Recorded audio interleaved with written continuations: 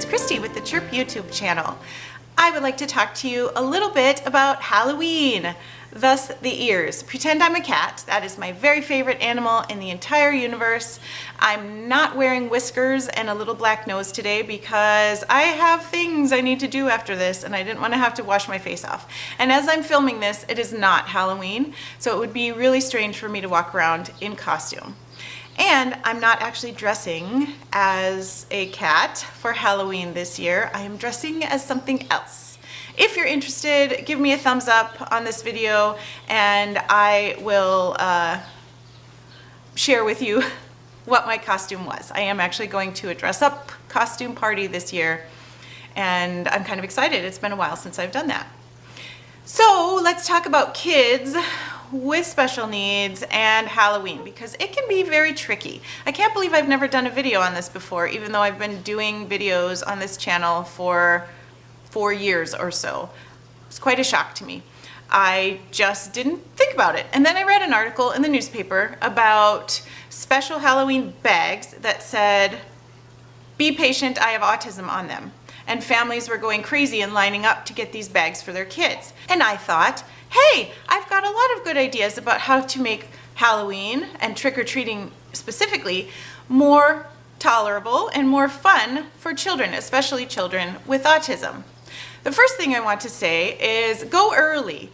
Don't wait until it's completely pitch black and all of the creepy middle schoolers are out with blood and scary masks and big hacking knives.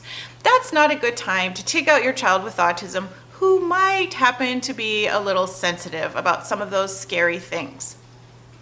That is my first tip. My second tip is make sure that your child's costume is comfortable. It doesn't have itchy tags, it doesn't have seams that are running along the top of his toes making him uncomfortable. It doesn't maybe even have a mask. Most of the kids that I know who have autism don't deal well with masks. Actually, other kids too. Anyone who has anything sensory issue wise, don't put a mask on that kid unless they particularly like that mask and they're willing to wear it. Sometimes a stocking cap type mask is better than the mask with the elastic around the back, or a hard plastic mask which can kind of chafe. So think about the sensory experience that your child is having inside her costume. Also make sure that your child's costume is not too hot. A lot of kids are more frustrated and upset and demonstrate more challenging behavior when they're hot. I don't know why this is, but I did read some studies that showed that 68 degrees is the ideal temperature for children with diagnoses in the sensory realm. I think 68 degrees is the perfect temperature as well. Unfortunately, I live in the Arizona desert and it is not 68 degrees very often. Even with air conditioning, it's hard to get a house at 68 degrees. It's hard to get a classroom at 68 degrees. So unintentionally, we're contributing to our kids' difficulties by living in a hot environment, having hot classroom, hot cars, all of that kind of things. One of my little guys in my classroom at church actually told me this last week that he had a meltdown at a trunk or treating party because it was hot in his car. I thought that was weird, and then I remembered all of the studies on hotness, heat, and sensory meltdowns, and I thought, well, maybe that was the reason. I think there were probably lots more reasons than that, but that was the one that he identified. So keep that in mind as you're creating your child's costume. And see if you can layer, perhaps. So maybe there's a thermal thing under the shirt, but if the kid gets too hot, you can somehow take off the shirt and the thermal thing and only put the shirt back on, so that he still is in costume, but he has less material on his little body. Also, if your child happens to really like deep pressure, Halloween trick-or-treating time is a time when you're going to want to add that deep pressure, if at all possible, in as many ways as you can. Consider Under Armour under your child's costume. It's very squeezy, and sometimes it actually provides that deep pressure that kids need, and it's not so bulky and, offensive, and you don't have to be squeezing your child all the time. He's automatically being squeezed by what is under his clothes. Also, you might create a costume that has a denim vest in it. Maybe he can be like the Fawns or something, and he can have a weighted denim vest because that's cool and it provides deep pressure. Consider the sounds of Halloween. Halloween can be noisy. People can surprise you out of the dark. They can just be noisy, screaming, running up and down the street. There can be creepy music coming out. So consider headphones of some kind. Maybe your child can go as a construction worker with a little chainsaw or a little, what do you call those, jackhammer, but also some hearing protection and a helmet. That would be kind of a cute outfit for a kid who needs to have some extra distance from the sounds of the world. Keep that in mind. You might try also in-ear earplugs, but they're very unpopular with most of my friends who have autism because they are offensive in themselves because they kind of hurt inside the ear, and it's weird to have something stuck in your ear. Next, let your child choose which houses you go to and which houses you don't.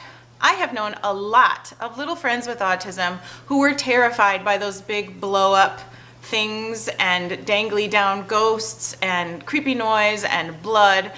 Gore and scary things are usually not a favorite with people who have autism, my little tiny people with autism especially. So keep in mind that your child should have a way to say yes or no to particular houses. And of course you need to teach your child that if the lights are all out, that means that house does not have any candy. And that's a good thing to teach any child.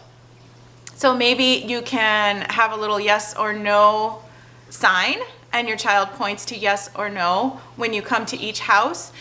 Sometimes even nice Halloween things can be intimidating or frightening to some of our kids, and we don't quite understand why, but we should make sure that they have an opportunity to say, not that house.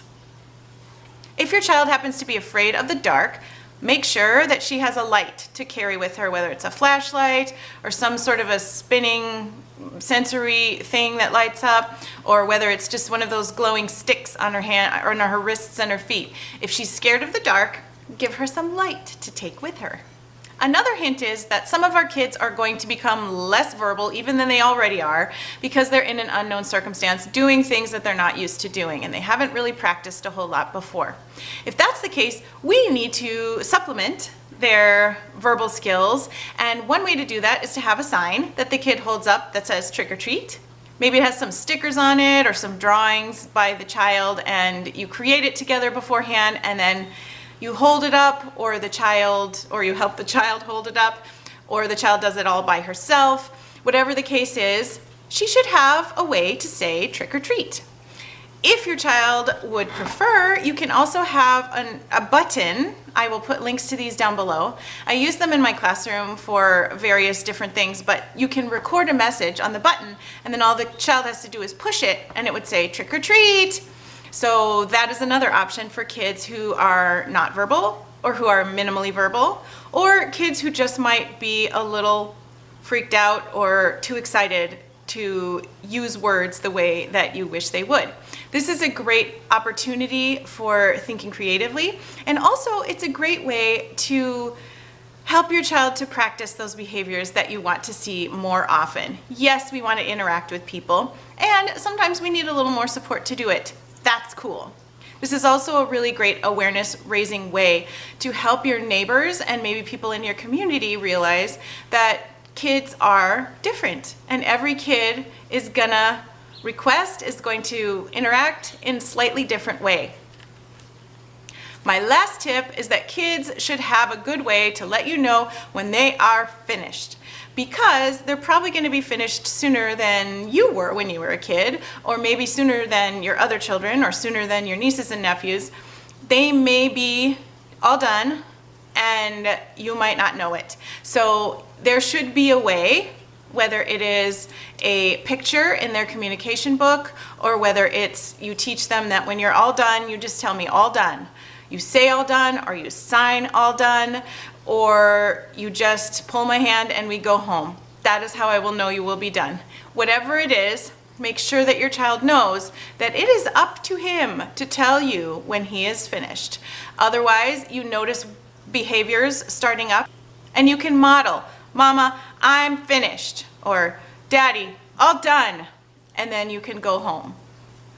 Make sure that you pay attention to your children's signals, because the signals come first and then the meltdown comes after. If we notice the signals and we provide appropriate support, the meltdown doesn't necessarily have to happen.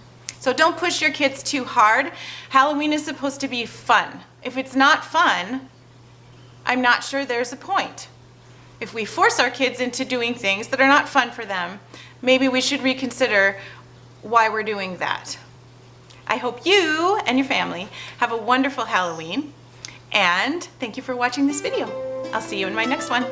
Bye.